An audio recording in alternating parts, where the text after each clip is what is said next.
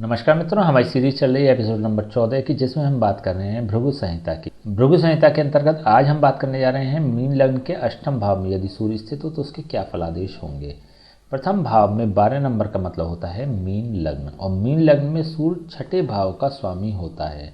छठे भाव का स्वामी होकर जब यह अपने भाव से तृतीय भाव और कुंडली के अष्टम भाव में पहुंच जाता है तो यह एक विपरीत राजयोग का निर्माण करने वाला बन जाता है।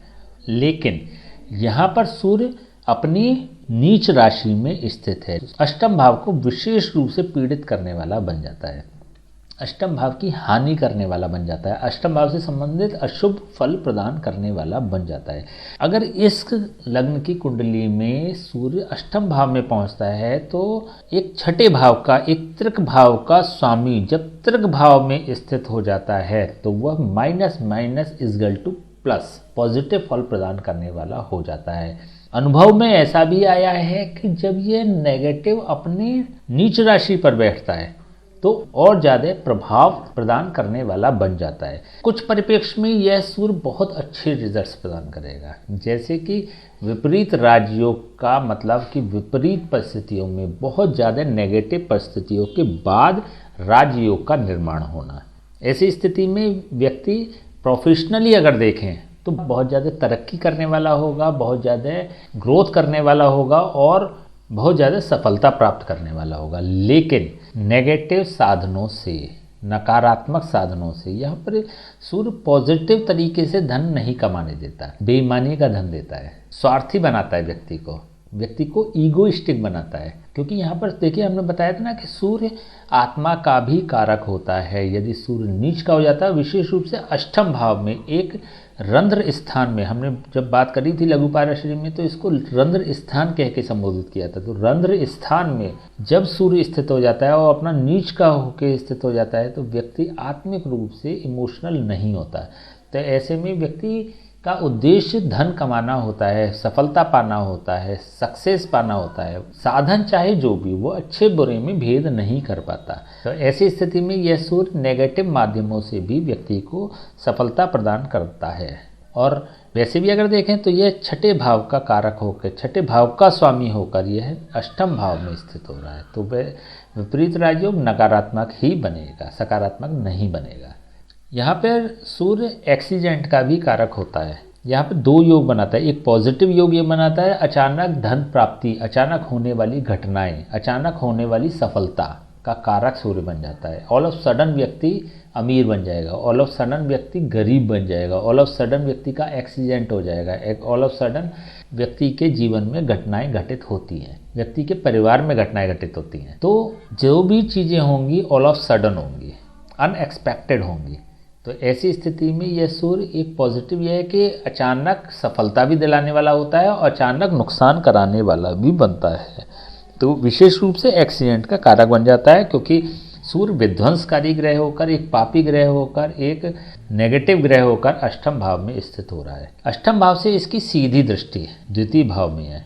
द्वितीय भाव होता है धन संचय का, परिवार का, कुटुंब का और ससुराल का। यहाँ पर इसकी उच्च राशि है। जब अष्टम भाव में नीच का सूर्य बैठकर अपनी उच्च राशि को देखता है तो यह धन के मामले में पॉजिटिव रिजल्ट्स प्रदान करने वाला होता है। व्यक्ति का संचय खूब होता है, धन प्राप्ति खूब होती है, व्यक्ति का कुटुंब परिवार बड़ा होता है, व्यक्ति का ससुराल पक्ष भी प्रभावशाली होता है। तो तीनों ही दृष्टियों से, या फिर द्वितीय से संबंधित, द्वितीय भाव से संबंधित अन्य भी कंटेंट्स जो हम द्वितीय भाव के बारे में बात कर चुके हैं, जब हमने द्वितीय भाव के बारे में एक सीरीज़ चलाई थी। अगर आपको वो सीरीज़ देखनी है तो हमारी प्ले लिस्ट में जाकर उस सीरीज़ को आप देख सकते हैं, जिसमें हमने द्वितीय भाव से संबंधित बात करी थी जिस एपिसोड में।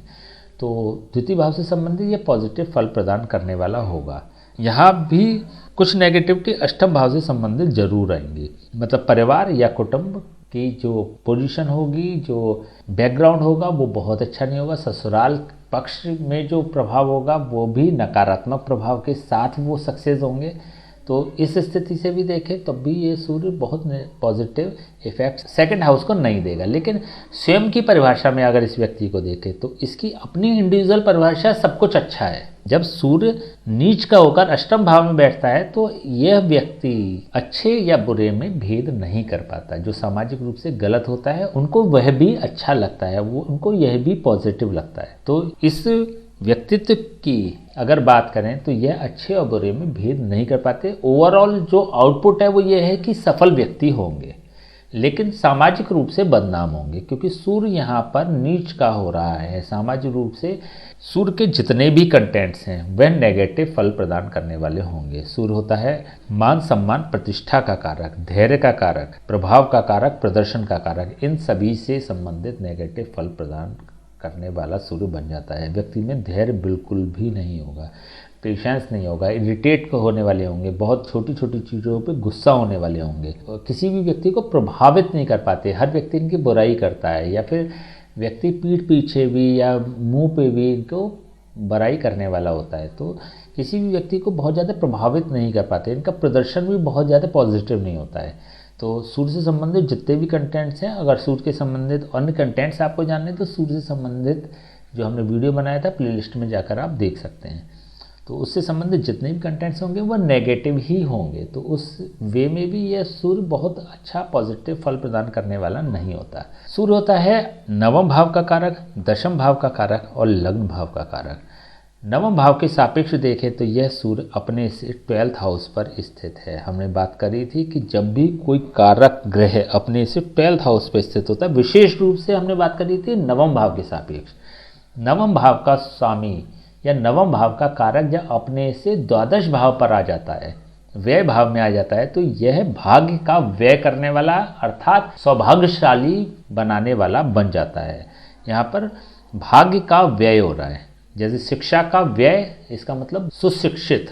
इसी प्रकार से जब भाग्य का व्यय होता है तो ये सौभाग्यशाली बनाने वाला होता है। तो भाग्य इनका बड़ा साथ देता है। ऑल ऑफ सडन इनके जीवन में सारे परिवर्तन हो जाते हैं। विशेष रूप से इनका 22वां साल और 44वां साल विशेष रूप से ज़्यादा ग्रोथ वाला होगा। दशम भाव के सापेक्ष देखें तो अपने से लाभ भाव में है। तो लाभ भाव में स्थित सूर्य दशम भाव के सापेक्ष पॉजिटिव फल प्रदान करने वाला होगा। तो इनका एक तो प्रोफेशन की अगर बात करें तो स्टेबल प्रोफेशन नहीं होगा। मैनी टाइप्स ऑफ वर्क ये लोग करते होंगे, मल्टी सोर्स ऑफ इनकम इनकी होगी, मल्टी काम करने वाले होंगे, एक स्थिर काम करने वाले नहीं होंगे। और जो भी काम करेंगे उसमें शॉर्टकट वाला रास्ता होगा, जल्दी धन कमाने वाला होगा। तो यहाँ पर भी यह दशम भाव के सापेक्ष लाभ भाव में बैठ रहा है, तो लाभ प्रदान करने वाला होगा वह व्यवसाय। तो ऑल ऑफ सडन एक बड़ा अमाउंट इनके पास आ जाता है और इसी प्रकार का इनका व्यापार या इनका प्रोफेशन होता है। लग्न भाव के सापेक्ष यह अष्टम भाव पर है। तो लग्न भाव के सापेक्ष ये बहुत नेगेटिव है। जैसे हमने बताया था कि यह अपने से मृत्यु स्थान में है, मृत्यु स्थान में, तो एक्सीडेंट के विशेष रूप से योग बनाता है और अकाल मृत्यु का भी कारक बन जाता है। तो इनको विशेष रूप से सूर्य का उपाय करना बहुत जरूरी हो जाता है। चलिए हम उपाय की बात कर लेते हैं। देखिए सबसे पहले तो अगर आप प्रोफेशनली अभी सेटल्ड नहीं है या एज कम है या किसी बच्चे की कुंडली है, तो विशेष रूप से कोशिश करनी चाहिए कि इसको मूव करा देना चाहिए, इसका स्थान परिवर्तन करा देना चाहिए। स्थान परिवर्तन में सबसे अच्छी जो स्थिति हो सकती है इसकी वो ये हो सकती है कि इसको तृतीय भाव में मूव करा दिया जाए। तृतीय भाव में मूव कराने के लिए महिलाएं अपने लेफ्ट हैंड की कलाई में और पुरुष अपने सीधे हाथ की कलाई में तांबे का कड़ा धारण कर लें, जिससे कि ये 3rd हाउस को क्लिक करने लगेगा और 8th हाउस से इसके प्रभाव पूर्ण रूप से समाप्त हो जाएंगे। पहला उपाय।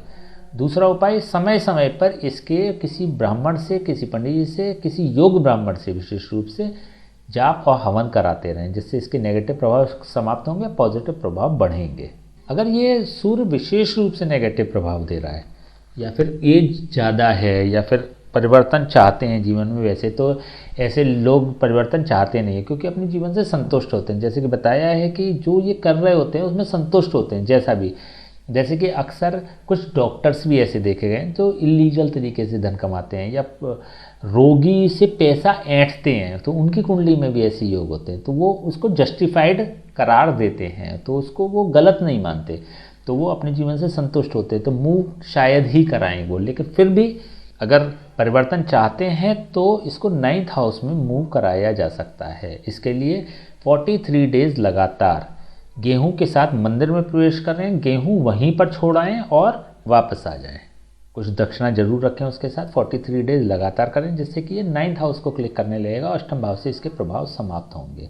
अगर परिवर्तन नहीं चाहते हैं या जो चल रहा है उससे संतुष्ट हैं, केवल एक्सीडेंटल योग या अकाल मृत्यु वाले योग को ख़त्म करना चाहते हैं, तो समय समय पे इसके लिए किसी पंडित जी से बात करके, किसी ब्राह्मण से बात करके इसके जाप और हवन कराते रहें। स्वयं नहीं करने हैं, सूर्य से संबंधित कोई भी पूजा पाठ स्वयं नहीं करनी है। वैसे तो ऐसे व्यक्ति आस्तिक नहीं होते, तो ऐसे में किसी ब्राह्मण से ही इसके जाप और हवन कराने चाहिए। 3 महीने के अंतराल पे, 6 महीने के अंतराल पे अथवा 1 साल के अंतराल पे, जैसा भी उचित समझे उस हिसाब से इसके जाप और हवन कराएं। देखिए, सूर्य की जो स्थिति है ना, वो कम या ज़्यादा हो सकती है अन्य ग्रहों के प्रभाव से भी, क्योंकि यहाँ पर हम एक ग्रह की बात कर रहे हैं। अभी 8 ग्रह और बाकी हैं जिसके प्रभाव से ये इसकी इफ़ेक्ट्स कम या ज़्यादा हो सकते हैं। हमने मैक्सिमम इफ़ेक्ट की बात करी, लेकिन हो सकता है कि इफ़ेक्ट्स हों लेकिन कम होंगे तो ज़रूर। तो ऐसी स्थिति में इसके कंपैरेटिवली कितने खराब प्रभाव हैं या कितने कम खराब प्रभाव हैं, इसको आप मेजरमेंट करके उपाय कर सकते हैं। ठीक है, तो आज हमने बात करी मीन लग्न के अष्टम भाव में यदि सूर्य स्थित हो तो उसके क्या फलादेश होंगे। नेक्स्ट वीडियो में बात करेंगे मीन लग्न के नवम भाव में यदि सूर्य स्थित हो तो उसके क्या फलादेश होंगे। तब तक के लिए हमें आज्ञा दीजिए। नमस्कार।